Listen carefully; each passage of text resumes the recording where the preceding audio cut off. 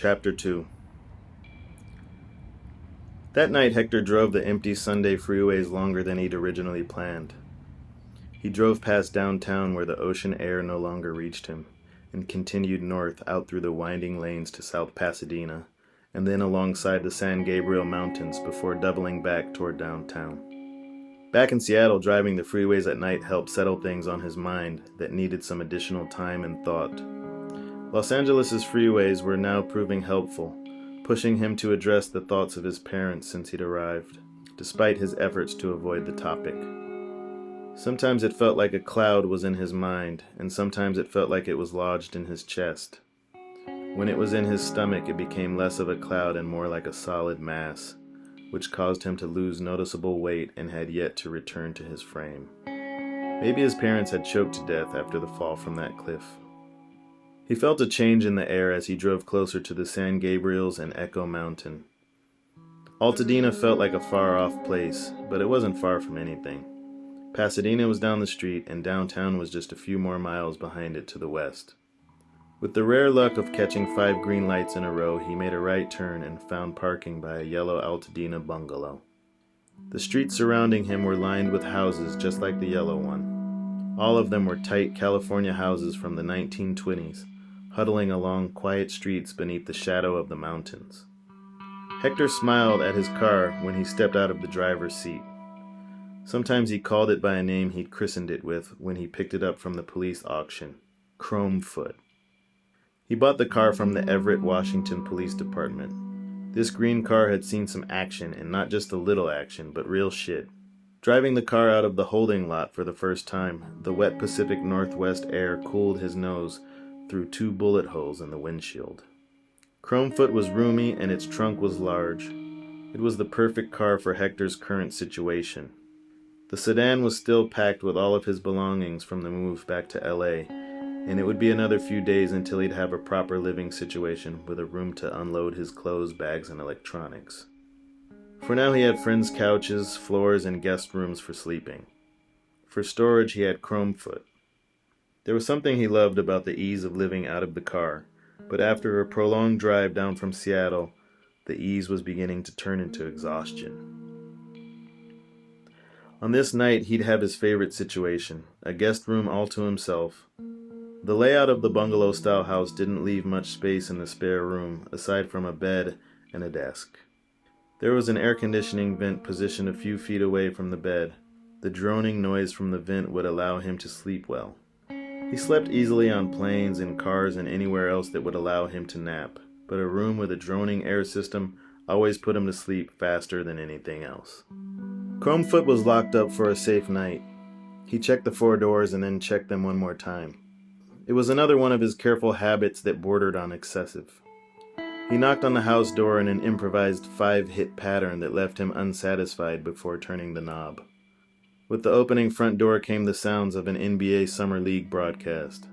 "Leave it unlocked, dude," Noah Bell called from his seat on the couch. "Joe will be here in a few minutes and she doesn't like looking for her keys outside when it's this late." Hector looked at his phone. It was nearly midnight. He'd lost more time than he realized out driving the freeways and dissecting the implications of the choking man. No calls or messages awaited him on his phone. His stomach alerted him to the immediate need to find a restroom, and he was thankful for the timing of this. "Drop your stuff in the room and grab a beer if you want," Noah offered. "I'll grab a water for now. I forgot to drink water today," Hector responded while still considering the beer. "You forgot? Very interesting. Well, we got water too. Don't drink the tap water, though, in case you forgot. We don't do that down here," Noah reminded him with a dry grin before turning his head back to the TV. Noah Bell was one of Hector's oldest friends. He was part brother, part best friend, part bulldog. Noah was Kenyan-born, raised in Los Angeles sprawl, and he built satellites for NASA at JPL.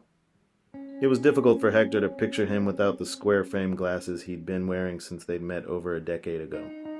When Hector emerged from the hallway, Noah greeted him with a hug and a beer. He wasn't tall, but he carried himself with a stature that gave the impression that he was larger than he was. He had long arms and legs with a thin head and eyes that were red from his spliffs. Noah liked his earthy scents, and Hector always thought his place smelled something like how a cloud forest might. His hair was chunks of dreadlocks that hung just below his shoulders. "Cheers," Noah announced with easy satisfaction. "Cheers, thanks, man." "You've always been sprinting to a bathroom, dude, ever since I met you." "Shut up," Hector replied. Hector sat on the couch adjacent to Noah's seat as his friend re-engaged with the TV. The beer reminded him that he needed to drink water. He looked around and it was a comforting living space, and a feeling of calm rolled over him. The afternoon at the park crossed his mind once more, and he was grateful to be in a safe and calm home. Because of the tight layout of the bungalow, the couches took up most of the front room, which had wooden floors, white walls, and bookshelves that led to a dining area. One of the shelves displayed a trophy next to a ceremonious medal. The trophy was from the first skate contest Noah won when he was 14. The medal was an award he'd received from the Jet Propulsion Laboratory in recognition of his contributions to a Mars-related satellite mission. But most of the remaining shelves belonged to his wife, Jo, and her books. "You know you can stay here as long as you need to, right?" "I know, man. You've reminded me a dozen times, and all I can say is thank you so much. You two always look out for me, and as of today, I think floating around in the car has officially gotten old." "Well, you look terrible," Noah teased. "Okay, just take it easy, bud," Hector joked in response. "What's your plan now? When do you move to that house and start this residency?" "Thursday night. My days of floating around in Chromefoot will officially be done. And until then, what? Driving around to old Pat Brennan spots?" "Most likely," Hector replied, smiling down at his beer. "Well, Pat Brennan spots and all the other old haunts we used to hit. Definitely some LA boys-related stops, too." Noah shook his head. "Man, and you're writing about him for this residency?" "Yeah, man, he's a part of it." "But you still won't listen to Beethoven, right? So my question is, how are you going to write about Pat Brennan skating without listening to some Beethoven? No Moonlight Sonata? Please, dude, it's required." "Yeah, I'm leaving Beethoven with my folks for the time being. I'm leaving that music alone." "My bad, I just asked because we love you. We know he's one of you and your fam's all-time favorites, dude. Didn't mean to push the subject. Just wanted to check in, that's all." Hector's eyes closed as he shook off the topic. He briefly unlocked his phone and then locked it again. His phone had a helpful way of dissolving unwanted thoughts. "How's the house? It's a mansion, right?" Noah did his best to continue with an easy tone. "Yeah, I think by the standards of the time it was built, it was a big deal. And it's a big place by today's standards, too." "When was it built? 1940s? 1950s?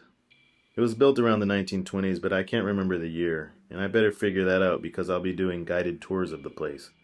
His friend smiled. "Good luck with that." "There's a welcome event that I got there this Thursday if you and Jo can make it."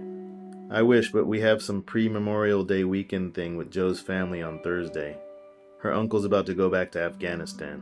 "Whoa, yeah, with the holiday in a few weeks you can't miss that. Is he finishing his service out there? I forgot that was still going." "He already finished, but the dude has so much guilt about leaving his team behind that he's going back for like the third time. It's a crazy situation. But this weekend, let's link up for sure. Fams is getting back into town in a few days too." "Man, I miss that guy," Hector said, eager to see another one of his oldest friends. Noah finished a beer and disappeared into the kitchen before returning with another for himself and another for Hector.